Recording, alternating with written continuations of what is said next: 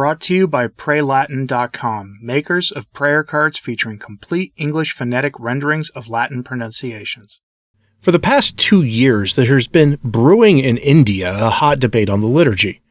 Emphasis on the word hot because that debate has long since turned ugly, with people engaged in frankly unchristian behavior, including interrupting masses offered by priests of the opposing viewpoint in their debate, as well as effigies being lit aflame.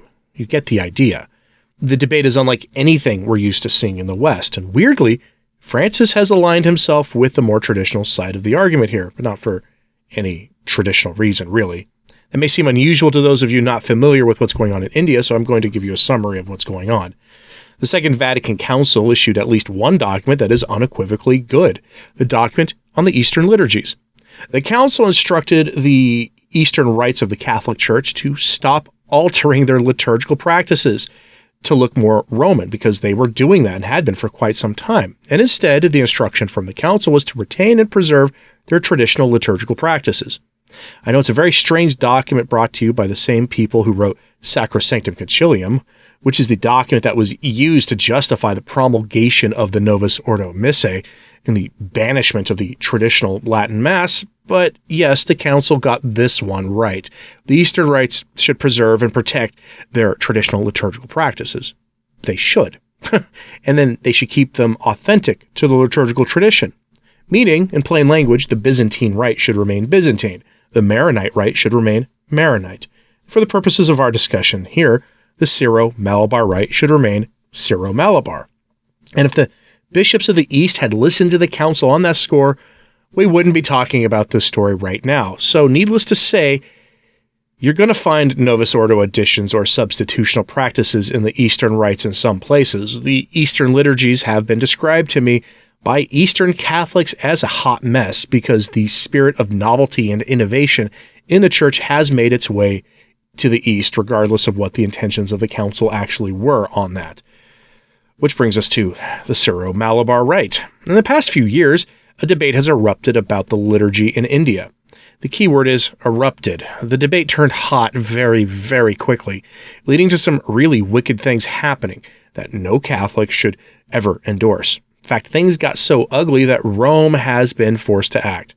First, last year, Francis issued a document telling the Catholics of that country to submit to Rome's authority by Easter, including adhering to the traditional form of the liturgy, instead of the more Latinized Novus Ordo version.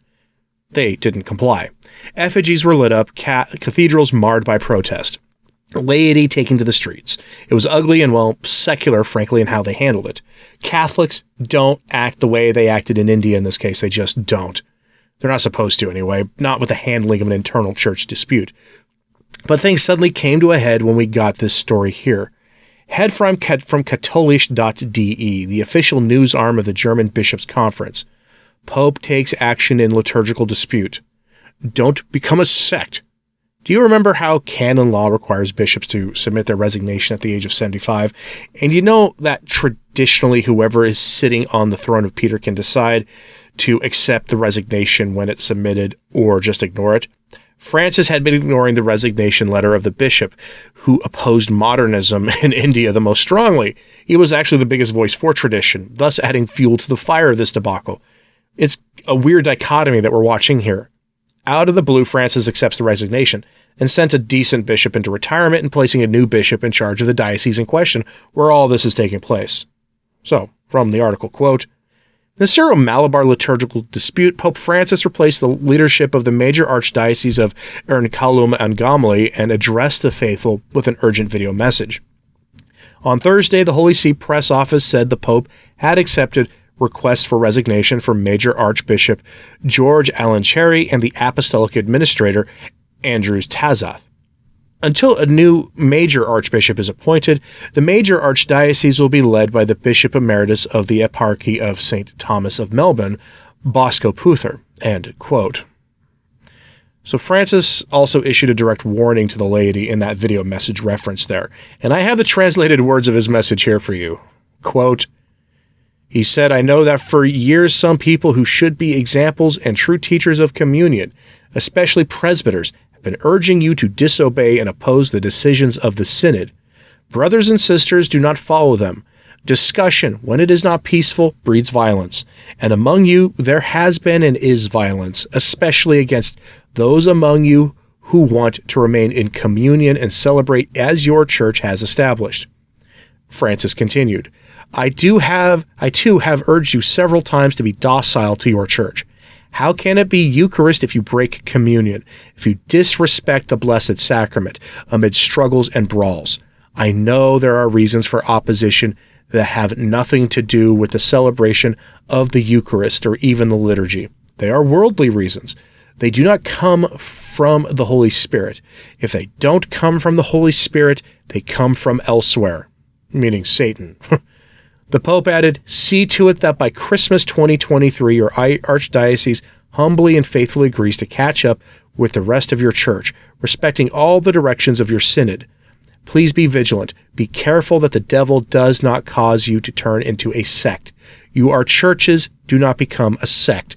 Do not force the competent church authority to take note that you have left the church, because you are no longer in communion with your pastors and with the successors of the Apostle Peter, who is called to confirm all brothers and sisters in the faith and to preserve them in the unity of the church. With great sorrow, then, the corresponding sanctions will have to be taken. I do not want it to come to that." End quote. And I'm going to surprise some of you here. There's nothing wrong whatsoever with what Francis said or did there. What was his motivation? Besides the obvious here, which is people lashing out in an unchristian manner in very public ways, we're talking about masses being disrupted, with priests from an opposing faction interrupting a mass being offered by the other faction and then trying to simultaneously offer the mass at the same altar at the same time as the other priest. We're not talking about a concelebrated mass. We're talking about two competing masses being offered at the same time on the same altar. It's a nightmare situation, one that should not be tolerated by Rome, and if Francis's warning has any teeth to it, then you'll likely see excommunication of laity and priests involved, because this goes well beyond people just criticizing Francis negatively. There's another reason for this too. Francis speaks a lot about unity, to the point where he's willing to sacrifice the truth in the name of unity. You only need to look at his handling of the German synodal way to see that, or really in this case, the getting rid of the good bishop involved. The talk of unity has so far not fazed the laity in that particular diocese in India, to the point where they're done unspeakable things to one another in the name of which way the priest should be facing during the liturgy of the Eucharist. Look, if you think the liturgical debates in the West are bad about the TLM versus Novus Ordo, you have seen nothing quite like what's been going on. This is Syro-Malabar Rite. We're very polite by comparison. Francis also is sending his own bishop to personally oversee the big 100-year anniversary celebration that's scheduled for Christmas Day, which will mark the elevation of that diocese to an archdiocese, which happened 100 years ago.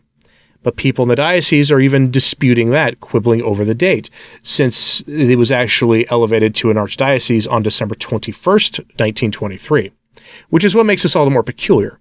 At the same time, he is saying to the Catholics in India to not go into schism, because frankly, that's what's at stake here. They are acting schismatic. He's telling traditional Catholics in the West to not put the liturgy at the center of the faith, which is kind of a head-scratcher, because this is what's core at this. So here's what Francis said on that score. Quote, "Creativity to proclaim Jesus with joy to everyone and today. In this age of ours, which does not help us have a religious outlook on life, and in which the proclamation has become in various places more difficult, arduous, apparently fruitless, the temptation to desist from pastoral service may arise. Perhaps one takes refuge in safety zones, like the habitual repetition of things one always does, or in the alluring calls of an intimate spirituality, or even in a misunderstood sense of the centrality of the liturgy. There are temptations that disguise themselves as fidelity to tradition, but often, rather than responses to the Spirit, they are reactions to personal dissatisfactions. Instead, pastoral creativity, being bold in the Spirit, ardent in the missionary fire, is the proof of fidelity to Him. Therefore, I wrote that Jesus can also break through the dull categories with which we would enclose Him, and He constantly amazes us by His divine creativity. Whenever we make the effort to return to the source and to recover the original freshness of the gospel, new avenues arise, new paths of creativity open up, with the different forms of expression, more eloquent signs and words with new meaning for today's world. End quote. Does any of that make sense to you? Would you like Francis to be consistent? It'd be nice if he was consistent in his adherence to tradition with the Catholics in India and with those of us who want the traditional faith outside of India. But of course he can't. He's implementing the council as he understands it, and that's the issue here. Because the council told them to keep their traditions but told us not to, or so that's what they tell us. What do you think about this? Does any of this make sense to you?